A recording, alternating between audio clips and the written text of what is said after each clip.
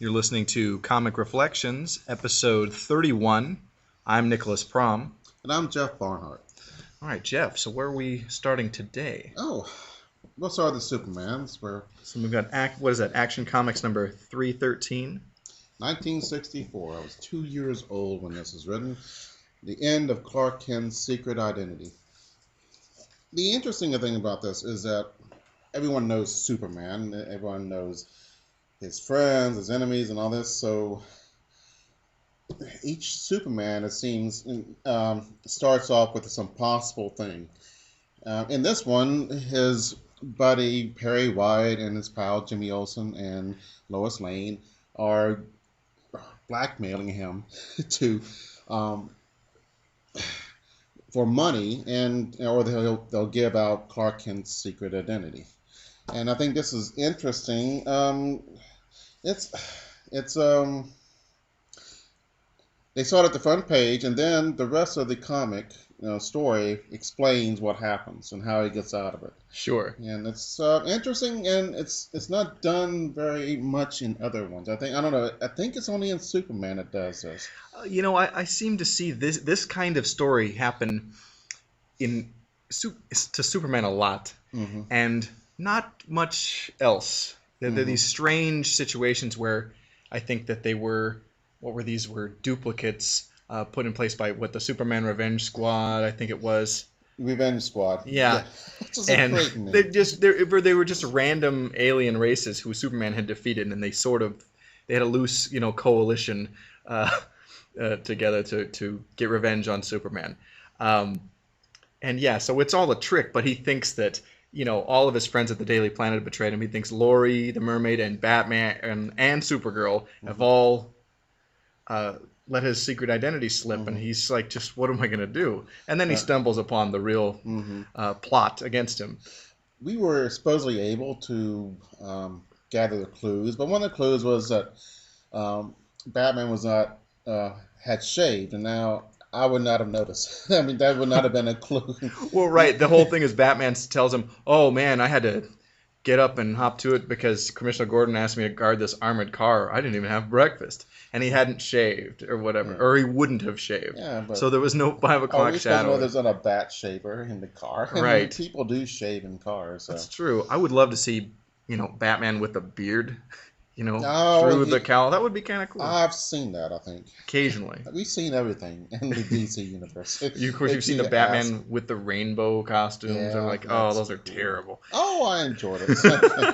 I love it. Then there's a Supergirl. Yeah, the backup story is Lena Thorol, Jungle Princess. And Jim Mooney did the art on this, as he did a lot of Supergirl stories in the Silver Age. Lena Thorol is, of course, Lex Luthor's kid sister, who doesn't know she's the sister of Luthor. The family, ashamed of Lex when she was very young, they moved away and changed their name. So... yeah, she has ESP. Given to her by Lex. Why does she know Supergirl's identity? I mean, I don't. Maybe the ESP doesn't work on Kryptonian physiology. Or maybe it's an ongoing thing. I haven't read much Supergirl. Right. So it may be. I got to be careful. Lena might figure it out or something. Right. That is cool, and I like it. Here's Lex Luthor. Villainous Lex Luthor being noble again. I like that. Yeah. And it's a recurring theme. And he always is when it comes to his sister. Yeah. She's pure and good, and he has a soft side. He's a reasonable villain. Yeah. And that whole dynamic with Lena Thorol and Supergirl and Lex is a reoccurring theme among Supergirl stories. I've read other ones where they've kind of have similar things going on. Mm-hmm. I remember one where it was just like Lena's birthday and Lex wanted to give her a gift and he needed Supergirl's help, that kind of thing. Too prideful to ask Superman, of course. So. Right. But yeah, so that's that issue, and that's pretty fun. Okay. So we've got Action Comics number 351, and the story is Zavam the Invincible, with art by Wayne Boring and written by Otto Binder, who wrote many of the Superman stories of the Silver Age. Yeah, it's quite good. Zavam is basically, it's trying to have the powers of Captain Marvel, like powering on all these Greco-Roman gods. and he wants to challenge Superman. It's Yeah, it's good. We don't know how it ends, and that's infuriating because I'm not back in 1967. I can't buy the next issue right. It's a because multi-part story. I mean, suffice to say, of course, Superman finds a way to defeat him. This is a pretty, a lot of Silver Age Superman stories aren't heavy on action, but this one is. They're usually like lots of plot tricks and like what's really going on, like the previous issue we discussed. But this one is like it's kind of an all-out battle royale between he and Zavam, and it's a pretty exciting comic. yeah, and J-Bam is kicking Superman's butt most of the time, and J-Bam has a utility belt, which is And it's like got these multicolored, like each one has a letter on it, and he yeah, looks ridiculous with it. right. But he's powerful, so it kind of makes up for it. Mm-hmm. Yeah, T for Titan, T for Tennessee. Let's see the next one. Oh, the backup story in this issue is Supergirl. oh, that's right. Jimmy Olsen marries Supergirl. Yeah. She. She gets amnesia, right? Yeah, I think it was an exposure to red kryptonite. That Jimmy is giving away. Duh. Kryptonite is the most dangerous thing to Superman. Here is Jimmy giving away kryptonite. Red kryptonite. Yeah. To impress a girl. Mm-hmm. And it was to Linda Lee, who he doesn't know is really Supergirl in disguise. So of course it affects her, and she forgets she's Supergirl. And she forgets she's wearing a wig. Wouldn't that something was up later you would think like you go to sleep, hey, this wig falls off. Right. And this is another two-parter. This is infuriating. Oh, I'm becoming my father who hated TV shows with to be continued tomorrow or something like that. He would fly off into a rage. Or extreme annoyance, but right. I always enjoyed it myself. His reaction. So the next issue we've got is Action Comics number 369. And what year is that? It's 1968. 68. And it's art by Kurt Swan and written again by Otto Binder. It's Superman's Greatest Blunder. Mm-hmm. This aliens are getting rid of war and crime, and then I am getting the right one, right? Yeah. And Superman thinks that they're up to no good. Right. They could have talked. Yeah. That's but then there'd have been no right story. Yeah, I don't know. This alien consciousness solves all the Earth's problems, and Superman destroys them, thinking that there's some sinister plot behind it, and he's totally wrong. Yeah, they've accomplished what he had yet been able to do, and Superman ends up being the fool. Right, and it's not a trick ending. I mean, he really blew it. Yeah. Although I don't know. They stopped lightning storms and forest fires and earthquakes and tidal waves, but I think those things have a purpose in this world. And I think violence has a purpose in this world. And to get rid of all that may not be utopia. Right. Maybe it might be Blortopia. Yeah, not just boring, but I think forest fires help the forest. Sure. And who knows what tidal waves do, but they probably do something. There's something important they do, and I don't know. I'm not a tidal waveologist. But also removing all evil from the hearts of men. It's like you turn people into automatons. So, I mean, in a way, it's Superman's greatest blunder, but it's also, he saves humanity from, being one-dimensional. Mm-hmm. So, but the backup story in this issue is The Boy Who Broke Supergirl's Heart. Yeah.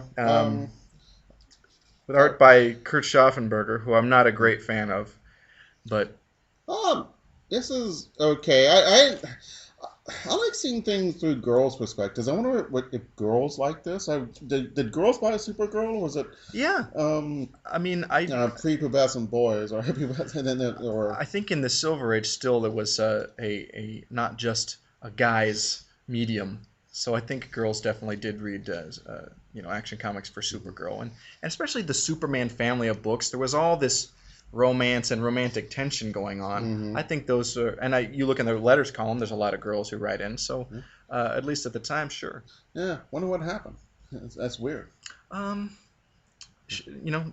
cultural shift. I think Yeah. it But what was became. the cultural shift? I mean, it's after that it's the 60s and 70s, where it's supposed to be comics were more realistic and dealt with problems, real life problems, but the girls left. Yeah, I don't. I'm not sure. I mean, And not all girls, but it. vast majority I did. mean, Yeah. it could have been the rise of Marvel comics in the '60s. I mean, that's more fist to the jaw, shoot 'em up, um, macho stuff going on, and they're Mm-hmm. great comics as well. But it's I think their dominance of the medium, at least that was growing in the '60s and then definitely in the '70s. Mm-hmm. I think it may have pushed girls away. Especially DC had distribution problems in the '70s. Mm-hmm. I'd say that Yeah. that could be a Mm-hmm. viable answer. Yeah. But Gary, I think the guy's name is, he is a real jerk. He is just awful. Oh And yeah, this guy he just plays every girl at Stanhope mm, College, and they all fall for him. Supergirl knows he's a jerk, but she wants to win over him and show him up, and he's not playing. Well, he's playing around, so she cannot win against him, and it's driving her crazy. So Yeah. So I mean, even she thinks she's gonna like break his heart, by like playing a trick, and it doesn't work. yeah, So and it's another two-parter, so we don't know how it well, ends. I've got a feeling that maybe Supergirl learns a lesson like, hey, that's wrong. Even if as nasty as that boy is, Mm-hmm. what she's doing is just as rotten. Interesting. You I know, don't- even though she thought she was giving him a taste of his own medicine, it's still not very nice. All right. So Okay. The so what is next that? one is Is The that? Devil's Partner, Oh yeah, Action Comics number 378. Uh, 1969. Art by Kurt Swan, who wrote Ooh. many Superman, or excuse me, the Mm-hmm. artist on most Silver and Bronze Age Superman stories, and written by Jim Shooter. But yeah, it's so funny. The splash panel is like Superman making a pact with Satan, Right. but it's a little more complicated. Yeah. Uh, well, it's not really Satan. The devil is Rolnak, and which I've never heard of before or since. Neither had I. So it may have been one. Um, I don't know. It's another riddle and question, and he figures it out. And There's this other alien that brainwashes Rolnak and makes him think he's the devil and tries to use him against Superman. But Superman figures out he's not the real devil and, whatever. But Rolnak, it turns out, was a friend of Jor-El's, an alien visitor to Krypton, Mhm. but a friend of Jor-El and Lara. And, this guy escaped Krypton as well, but it took him a long time to get to Earth and whatever. And the end of the story, everything's all hunky-dory between he and Superman. But what is the name of it? Rolnak? Mhm. They say, like, now, a new addition to the Superman family. You'll be seeing this guy again. Mhm. I had never heard of Rolnak, and I can't think of any other story that incorporated him Well, later. I was intrigued or amused or something by the devil's plan is to turn the whole globe into one vast satanic empire. Yeah, wow. They conquer the universe in Satan's name. Wow. That is really intense. Yeah. Really intense. But it's a pretty good story. Yeah, it is. And I love anything that incorporates the destruction of Krypton in with some nuance that we haven't seen before. Right. So Yeah, more Krypton. yeah. Um, So the backup story, also written by Jim Shooter, and this is the guy. It's a Legion of Superheroes story, and I love the Legion. And Jim Mhm. Shooter is the guy that really brought that cast of characters into their own and really made them something interesting. But yeah, the story is The Forbidden Fruit, and it centers around Timberwolf and Lightlass. oh, is that who it is? Okay. Yeah. All right. I was amused by they have let's see, a laser road crew, fixing the road. Oh Man. sure. Well, was it like 31st 31st. It's Metropolis in the 30th century. Yeah, I think that's right. 30. Yeah. That's cool. I think this is the first evil fruit peddler since the witch and Snow White.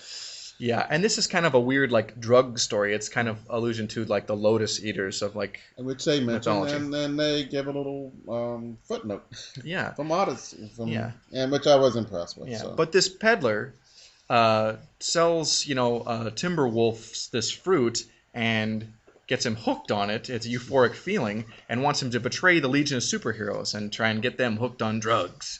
But it turns out his fortitude is, too great, and his love for Light Lass too strong to betray them, and so the bad guy loses. mm-hmm. But yay! Yeah. I want to live in this future. It's really cool, and I like the outfits, and I wish I'd go to work in these outfits like they do. It'd just be great. I love the Legion of Superheroes, and you're a true nerd if you know anything about the Legion of Superheroes. If you can even say you like them a little, you are definitely a comic book nerd. Mm-hmm. Because they're just a little on the obscure side for most casual. Yeah, they're big in their day, though. But oh Yeah. wow, they'll never. I don't think there'll ever be a Legion. They'll Movie. never make a movie, but who knows? The Marvel Comics, basically their kind of version of the Legion of superheroes from the future all over the galaxy, Guardians of the Galaxy, that's becoming a movie, and I was really surprised. I'm like, really, that property? It seems like it's a cult series from Marvel, but not a major one. And But they made 2 movies of Judge Dredd, which is, not that big. I mean, 20 years apart. Yeah, but 2 movies. That's true. They spent some real green on it. Judge Dredd is a really big deal in Britain, though. Yeah. But yeah. Okay. So what do we have there? This is Superman saving the president. Oh, that's right. Action Comics number 405, Bodyguard or Assassin, written by Cary Bates and art again by Kurt Swan. All right. I knew something was going on, but the villain is Marzipan, and that name kind of I didn't get the. Well, it's Superman. It's an anagram of Superman, and you spot that right away. Well, I didn't spot that, but I knew something was wrong because that's usually they're better. Their names in DC Comics are a lot better than George Lucas's are. So. Yeah. Well, and also it's awkward to say, like, okay, is this one of those backwards anagram stories? I'm like, yep, here we go. Yeah. But there's a plot against the president's life. Yeah. And they think it's this guy Marzipan, who, we know is Superman. But the president's about to sign this nuclear peace treaty, to end war or whatever, and he's got a major military advisor who doesn't want that to happen. Doesn't want the military-industrial complex to be dismantled. Yeah, Gemini agents.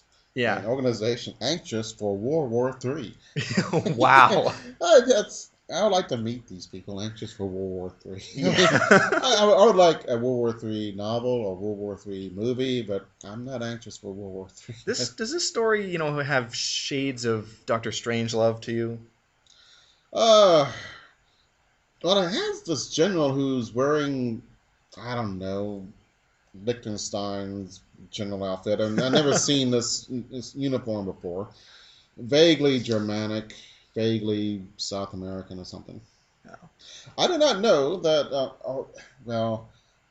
I had to break it to people. This is an imaginary story. Right. And that I got clued into that because this comic, I think, came out during the, I want to say, Nixon administration or the Carter administration. 71 to be Nixon. Yeah, Nixon. And usually look like DC would depict the president of the time. And that's not the case in this story. It's a imaginary future. I think that he has the presence in there too much. I mean, generally, if it's a real president, he'll have 2 or 3 pages and then be doing something noble, talking with Superman, and that'll be it. Sure. Here he has action and all that stuff, and I don't think they would want a real president doing that. It'd be too complicated. Sure. And take off somebody, because I think they get permission to.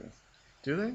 I think if you're a public figure, your likeness and stuff can be used. Oh, but as long as they don't slander, because this is fiction, I think they got for John F. Kennedy, the one that came out after his death. I think they got his permission. I think they do talk to Well, him. I think that they approached him to do that, and then the issue hit stands, unfortunately, shortly after his death, and they had already shipped him out. It was too late to recall them. But I'm pretty sure. I don't know. I had the impression. I might be wrong.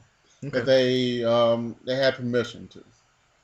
I don't know. I mean, they probably could have done it, but this is comic code time, and they don't want to tick off the most powerful man in the world. So, and I think they asked, and they probably figured they'd say just fine. That's okay. Yeah, Sure. why not? Yeah. As long as it doesn't turn out to be a space alien, then who cares? Right. Yeah. But in this episode, in this edition, I guess this is imaginary. Yeah. He sends off the Washington Monument in outer space. Yeah. And then we built another one that says, wow, I didn't see this in the papers. And, oh. But mainly it's the president trying to talk Superman and seeing how great Superman is. And don't go crazy, Superman. That's what the bad guy's trying to make Superman do, go crazy. Right. And have a psychotic episode. And, Oh, that's right. So we could blame the assassination on Superman. Yeah. Yeah. And He loses. The bad guy loses. right, because this is the second time it's been done in this little section. And there are choices of comics this time. Is Superman's actually a Superman robot, which I like. I love it when he has the Superman robots, because you forget about him, Mm-hmm. especially if the story doesn't start in the Fortress of Solitude. Right. And then the Superman robot is a perfect plot device for like, it wasn't really me, and then the real Superman comes in and kicks butt. Mm-hmm. That's how he, the Superman robot, talked to Satan and vowed to help him out. But it's a right. robot, so it's not binding legally, I guess. Yeah. But Superman was the president. Yay. So, Yeah. Oh, that's right. In disguise as the Mhm. president. That's in the yeah. that was a good one. And they had this portable. The bad guys had this portable phone booth, and that was great. Yeah. Okay. Backup story from the Vigilante. Yeah, that was weird. Okay. He's this cowboy superhero. He uses the weapons of the Old West, and he rides a motorcycle. A pop singer. He's a country singer. I love that. But this story is unremarkable. He thwarts a robbery by a guy who looks like him. The Yeah. end. Mm-hmm. Yeah. It's badly drawn. It's drawn Golden Age style. In fact, I think that is a Golden Age reprint. That explains it. Yep. And yeah. Okay. Next is Aquaman. Yeah, we got an The Aquaman. Haunted Island. And boy, this story is ridiculous. Yeah. These kids on their way on an island to play a game of baseball. Their ship gets, or their ferry gets messed up, and they can't make it. So Aquaman shows up and plays baseball in the water with them, with turtles as bases and stuff. And sea cows. Yeah. They don't use the word manatee. And Yeah. So, I was disappointed. The thing is, it's like, doesn't Aquaman have better things to do than help a bunch of kids have fun? Shouldn't he be thwarting like poachers and stuff? Mm-hmm. Yeah, but it's actually a Scooby-Doo plot. It totally is. There's some guys that wanted to scare the kids off from the island. They sabotaged their boat so that they could pull this job, or like that was where they were going to hide out after a robbery or something. Mm-hmm. Totally Scooby-Doo. Yeah. No. Yeah. It was regrettable. Yeah. Well, one thing he does say is, remember, kids, remember what I told you about sea monsters? They don't exist. Of course they exist. And there's tons of sea monsters in Aquaman. And he's totally fought sea monsters. Yeah. Or used them. So I thought that was Aquaman is a sea monster. in a way. Well, he's not. I don't know what's a sea monster. A really big, mean fish or something like that. Maybe it's or something odd that's not natural. Right. Something. I don't know. But he's not natural. But he's a nice guy. Sure. Not sure I like his choice of profession, but what can you do? Yeah. Superman, the most dangerous bug in the world. Yeah, I don't remember this story at all. Yeah. Okay. Someone puts a bug on Clark Kent. Oh, And so- to find out, to spy on people. Yeah. Right. And Clark is busy, so he doesn't notice a bug. So he brings a bug along as doing Superman, and all these Superman super Feats stunts. are being recorded. Yeah. Yeah. So they said, Clark Kent is Superman. But, and how's he going to get out of that? Which is pretty clever. He says, I was watching a Superman movie, and that's what it is. And they fell for it. Okay. So. Yeah, and that was kind of the end of that.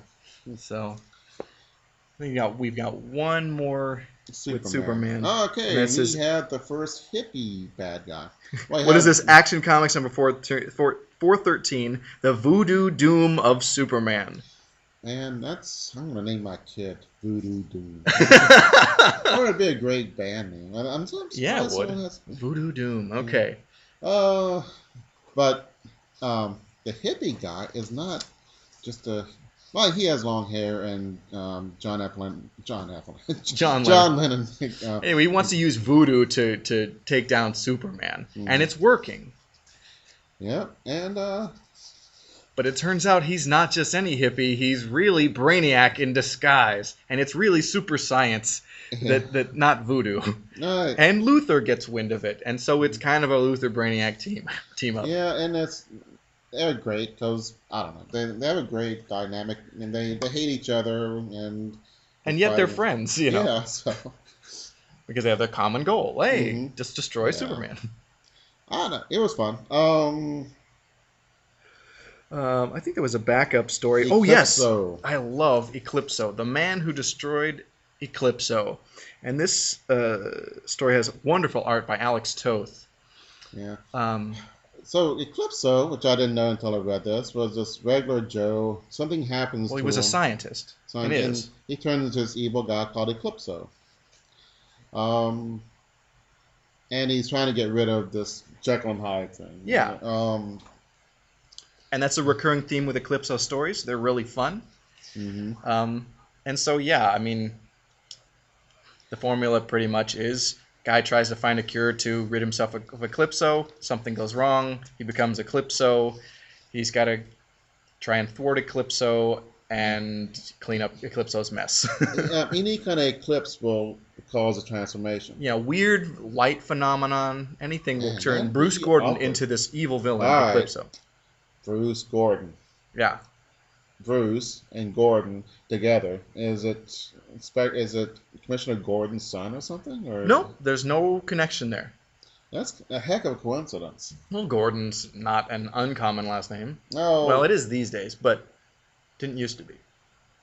It's not that common. I mean, Bruce, and I mean, I wouldn't read too much into it. Well, I mean, okay. No, what are you working on over there? Something with Bruce Gordon. No, something to do with Batman, right? And, there's no way they couldn't have. Someone said something about it. If it's Marvel, yeah, well, even Marvel would have said, "Oh, isn't that too much like Batman? Better use something else." So, something's going on. Okay. It might be his long lost son or uncle. Maybe there's a relation. I've never known of a connection to Bruce Gordon and Commissioner Gordon. Yeah. We'll have to wiki that. Yeah. Okay. All right. I think, was there one other story in that issue? Yeah, Metamorpho. Oh, yes, The 7 Sins of Simon Stagg. So, yeah. Which is interesting. The Element Man, Metamorpho, has in his entourage a supervillain kind of person. And he hangs out with a supervillain, but he's not... But it's his girlfriend's father, right. so he kind of has to do it. Yeah. But, I mean, he's not going around, I guess, killing people and all, but... Yeah. But an old friend of Simon Stagg's comes along and wants his help, to build this island theme park or something. Yeah, called Morality Mountain. Yeah. And it's a great little box here. It shows all these people in torment, which is really well done. I'm impressed. Man, this guy goes a long way for revenge, doesn't he? Yeah, and it's the whole thing is a setup because he wants revenge against Simon Stagg, and they were competitors in college, that kind of thing. And this guy's tried to leave a moral life, and Simon Stagg is wicked and avarice. Well, this guy's trying to murder somebody, so I think that's kind of weird. And of course, Metamorpho and everybody, and Sapphire and Java are all mixed up in this. Yeah. So, I learned an important Yeah, it's okay, and it's a two-parter, so we don't know how it ends. Okay, I'm sure we can but guess. Metamorpho's in a vat of poison, so and he's getting is it poison or is it? I think It's some so. kind of Chemical soup. All right, yeah, I just learned an important thing. Superman reads the mail with his X-ray vision. Now, how cool is that? that is So if cool. you wrote a letter to Action Comics or DC, Superman would not open the letter; he would just read it, Yeah, and it's and it's cool. just sealed. Yeah, Yeah. Superman could be like committing mail fraud all the time. Mhm. So, Oh, and the words peachy keen is used in that. oh, Okay. wonderful. Let's talk about Adventure Comics number 433, The Swami and the Spectre. Now, this Yeah. has wonderful art by Jim Aparo, who was uh, best known for his work on Batman and also Aquaman, um, Yeah. particularly in the Brave and the Bold Mm-hmm. series. But the Spectre is this ghost who has this basically he can do anything, and he's just out to destroy evil. He embodies the wrath of God, and so there's this Swami that's swindling people, and Which I like that.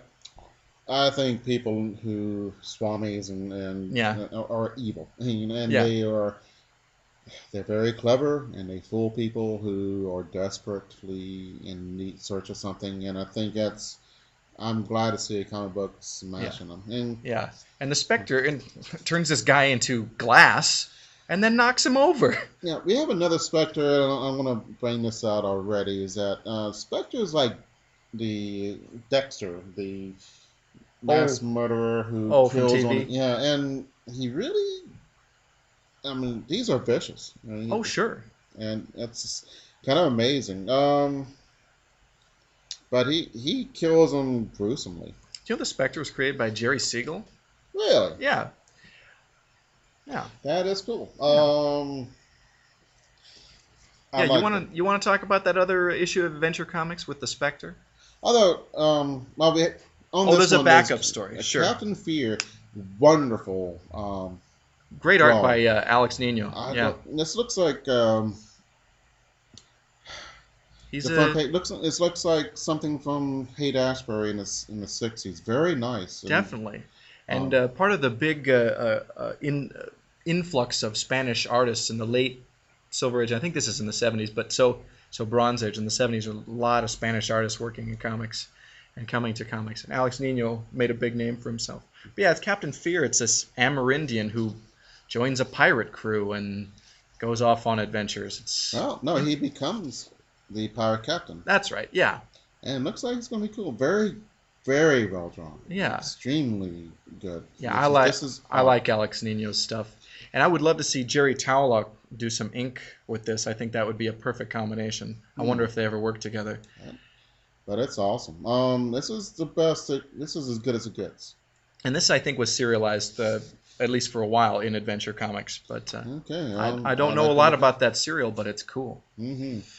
Got another Spectre here. Yeah, The Man Who Stalked the Spectre yeah. from 1974.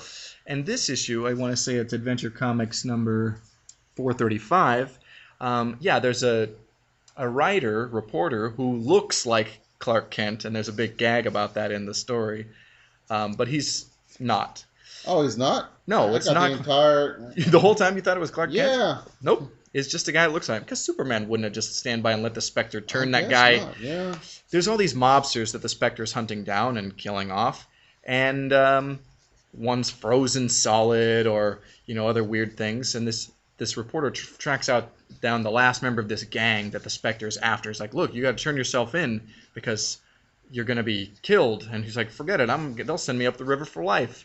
The Spectre turns this guy into wood. And the guy had been hiding in a sawmill and then slices him up through this, uh, saw machine. Pretty gruesome, Yeah, it is. um, Um, but also really cool. yeah, indeed. The guy had it coming. Great Jim Aparo art again. Mhm. And cool backup story in this issue A with good Aquaman. Yeah, As that's a the good one. Undersea City Sleeps, art by Mike Grell, who was best known for a lot of his work on The Green Arrow and for The Warlord. Yeah, the Black Manta. Kind of a cool looking guy. Has really cool looking ship. Yeah, But I like the Black Manta a lot, and he's robbing a lot of farms that the people of Atlantis need for food. hmm seems like I don't know, he's robbing farms. Why does he rob the aquatic Fort I think Knox? maybe it's because he wanted to hurt Aquaman and his people. But I think hmm it's so funny. Aquaman like catches him and kicks his butt and his henchmen, and then he just sends him away. He Yeah, doesn't imprison him, doesn't make him face I Atlantean noticed justice. that. What's going on with that? I thought it was weird. I'm like, well, why isn't he have to face the Do, music other than getting don't beat they up? have jail or something? Or do they Yeah, have I thought it was weird. But other than that kind of cop out ending, I thought hmm it was a fun story. Yeah, I agree. Didn't blow my mind, but it was cool. hmm So we got one more issue of Adventure Comics, and this is number 457, and it's Superboy. Yeah, The story is called A Fire Within. yeah, and apparently Phil Silvers is the villain. Phil Silvers? Sergeant Bilko. Oh, He looks exactly like him. okay. Um, I don't know. If you don't know who Phil Silvers is, you should I look it up. remember who that is now. It Yeah. took me a second. No, I'm talking to our audience. If Oh, there is one. sorry. I guess. But very similar. Kind of. I was thinking, who would hate Superman? But people would if Superman existed, Sure. or Superboy in this Now, when case. this is Smallville, it's when he's hmm Superboy. But yeah, there's like this guy. It's a totally like anti-foreigner thing, and now it's anti-alien thing. hmm It's a typical racist kind of guy. Oh, foreigners are going to come and take our jobs away, and Superboy is going to make it so we won't, normal human beings won't be able to find work and whatever. hmm Um, but Yeah, people would do that. yeah, it would exist. I think that's why over at Marvel the X-Men concept has worked so well. The Yeah. hate and fear towards superhumans. hmm Um, Yeah. except they never react that way to the Avengers. It's only the mutant guys, and that's the Yeah. inconsistency at And Marvel. And Spider-Man. Oh yeah, yeah, Yeah, they don't like Spider-Man, and um, yeah, of course, this is another to be continued. Grr. But he's talking to Ma and Pa Kent. yeah. The villain of the piece, and so we're led to believe that they were feeding information to this bad guy who wants to discredit Superboy. So it's weird. Yeah, and here's another Eclipso. Yeah, a backup story with Eclipso, written by Len Wein, and yeah, this story was kind of ho hum. I like other Eclipso stories. This one was Mm, just okay for me. yeah, the looking through a black diamond with one eye causes something, and then look through the other one causes something else. It's kind of lame. Well, it's weird. I usually don't like it when the villain's power has to be from this object. If you've been changed Mhm. and given superpowers, it should come from your body. But I like the villainy of Eclipso and how he's so polysyllabic. Here's one. That is a statement so ludicrous it doesn't deserve an answer. And I love that. Yeah, I love smart villains. yeah. And Eclipso is cool. Mm-hmm. A really great play on the whole Jekyll and Hyde theme, Yeah. and I enjoy him even in a mediocre story like this one. Mm-hmm. It's cool, Yeah. and it's frequently Bruce Gordon he either turns into Eclipso or they're separated somehow, and he's got a battle with Eclipso. And then join back together. It's kind of hey, Yeah. weird. Okay. So we've got some Spider-Man comics to talk about. Yeah, they're great. This was my Spider-Man. This is when I read Spider-Man was a stuff. And Right on. I remember Molten Man, which just comes in later, and I always liked the way he was drawn. It was really cool. Yeah. So we talk about Amazing Spider-Man number which one is that? This was Oh, 1972, number 108. yes, The Vengeance from Vietnam. I I usually don't like it when politics bleed into pop culture. It's usually badly done, but this is well done. Vietnam being very controversial, of course. Uh, let's see. Or Flash Thompson goes to Vietnam and he gets knocked in the head and he finds this temple that these really nice people are in and he gets healed up. They heal him and then he gets back and they're going to bomb the his unit, they were going to bomb that. He's like, no, no, these Yeah. people are He there, you goes know. back and tries to stop it, and he doesn't. Yeah. The natives blame him for it, so now they're chasing him. It's just cultural clash, really well done. Yeah. No And this villains here. I mean, they're mean and nasty, but they have a point. I kind of like it when the villain has a point, but not too much. right, it's interesting this international retribution thing, and Spidey's got to try and protect Flash while he's also trying to figure out what the heck's going on. Um, yeah, it's pretty cool. um, it's nice. Flash is a cool character. You love to hate him, and then you start not hating him. Yeah. Well, I think that over time, you know, he grew as a character from being, you know, the guy who bullied Peter Parker to, you know, Peter's friend. I think his war experience and just, you know, growing up changed Flash. Hmm. So, what do we got Okay. there? Oh, Mission Crush the Kingpin from Amazing Spider-Man number 69. Is it? Okay. Oh. Yeah. Oh, okay. I see 1974 here. Well, it's a reprint from Oh, Marvel I see. Tales magazine, but I'm Okay. referencing the original issue. All right. Well, good for you. All Yeah. right. Now, I know you love the Kingpin. Yes, I do, and I've read this.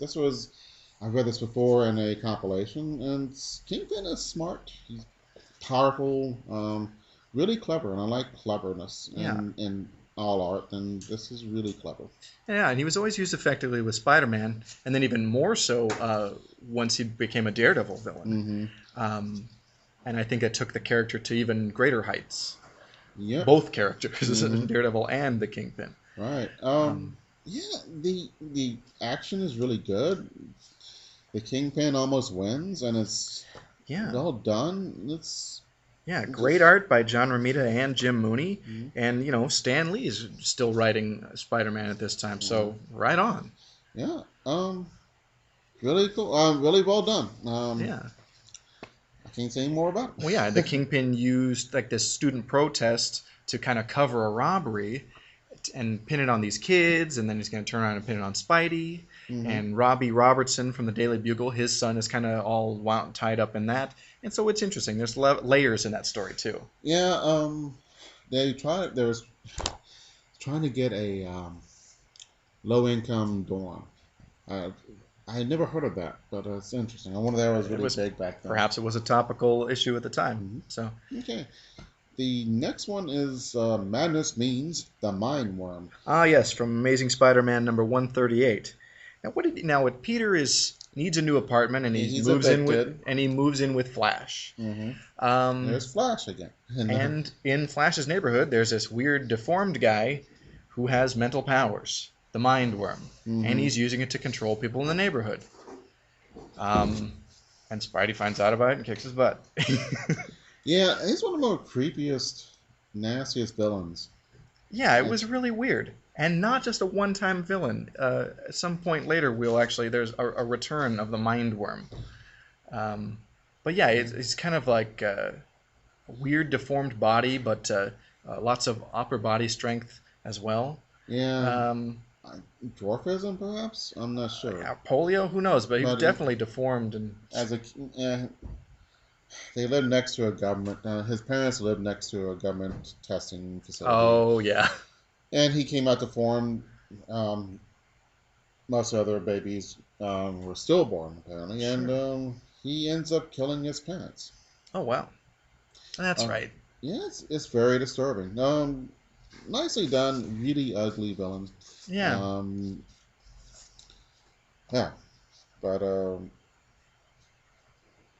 I don't know. yeah, Okay. it's interesting. Um, So yeah, we have Amazing Spider-Man number 132, The Master Plan of the Molten Man, written by Jerry Conway and art by the great John Romita. I like this one.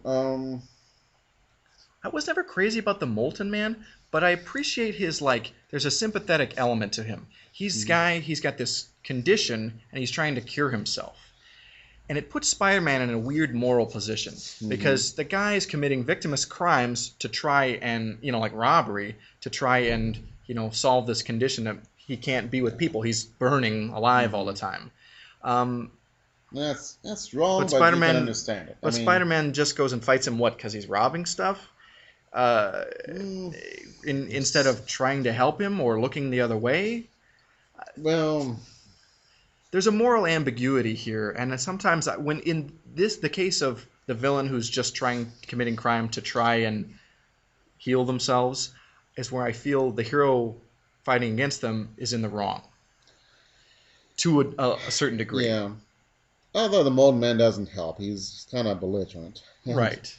um, Yeah, not exactly a nice guy. yeah, he could run away or something, and but I just love the way he's drawn, and then this is Yeah, he back was one when. of the last characters that Steve Ditko created for Spider-Man. Um, Oh, I did not read when I read these. I didn't read them like I did as a kid. You just stare at every panel and then just sure. get all and reread and reread. And I just went through this. Actually, I had a nightmare about schoolwork last night. Oh my god, I got schoolwork to do, and I woke up and says, "Oh, I got to finish those comics." and Oh no. yeah, what a horrible thing. Yeah. Not, but it's amazing how it stamps into your brain this stuff, and yeah, there's a reason why Spider-Man's popular. He is kind of an everyman. Yeah. Has real problems.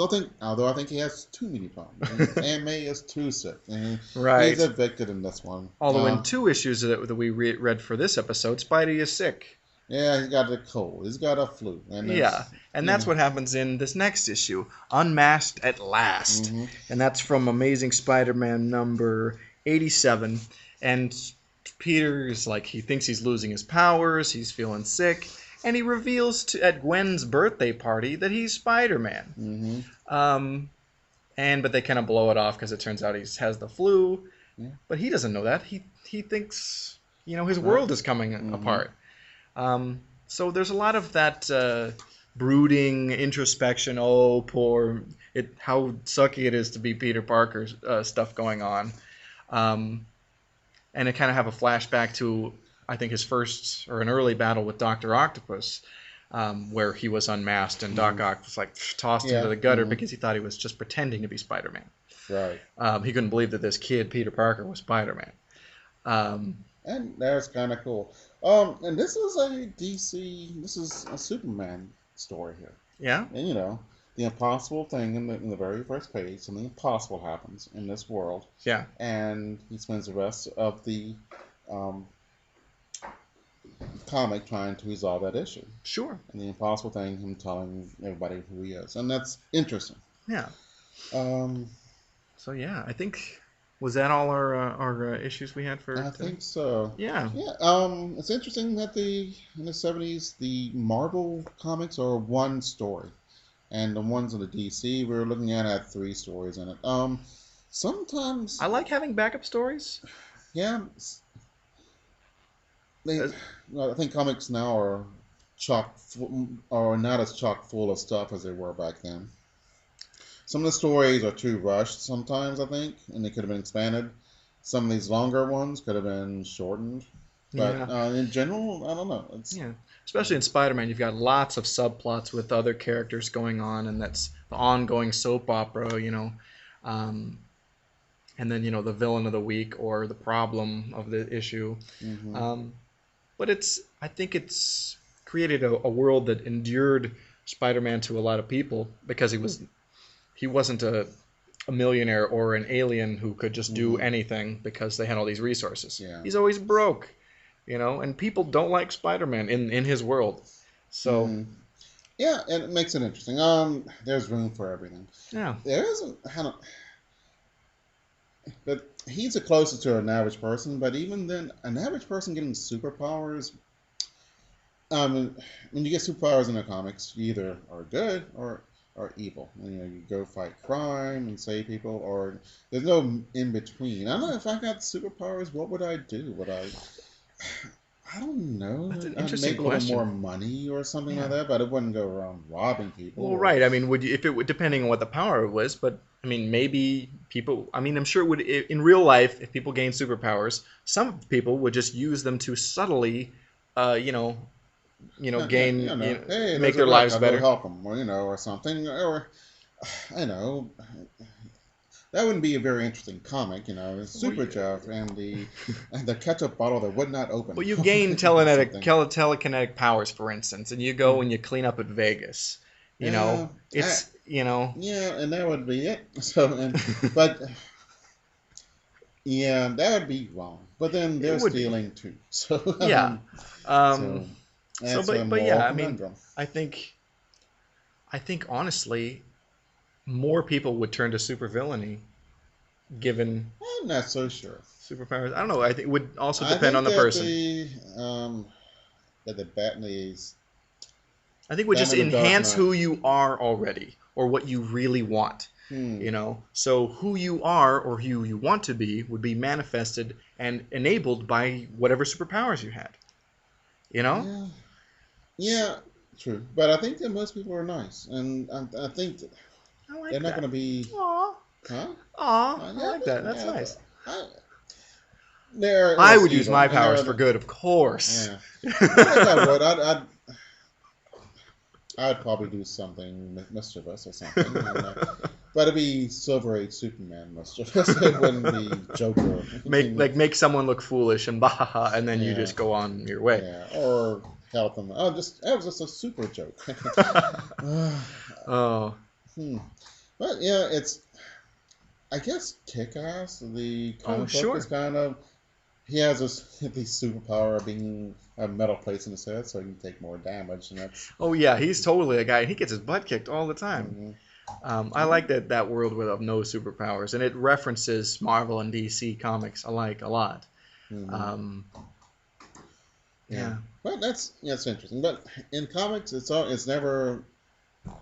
I don't know. There's a few people who have superpowers and they do little bitty stuff, but normally they're super evil or super good. you're right, and I think probably because that makes a more interesting or Hmm. dynamic story. Yeah.